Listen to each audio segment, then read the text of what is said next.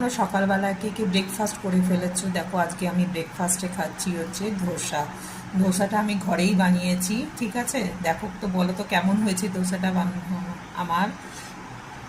দেখো কত সুন্দর হয়েছে, পাতলা হয়েছে, কত ভালো হয়েছে, আর কি সফট ধোসাটা।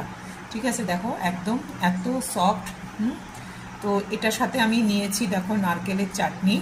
ঠিক আছে, নারকেল আর বাদাম দিয়ে আমি চাটনিটা বানিয়েছি ঘরে। নারকেল আছে, বাদাম ফ্রাই করে দেওয়া আছে, একটু মেথি আছে, একটু ছোলা চানা ডাল আছে, আর একটু উড়দ ডাল আছে, সব কিছু একসাথে ফ্রাই করে নিয়ে তারপরে মিক্সিতে গ্রাইন্ড করে নিয়েছি।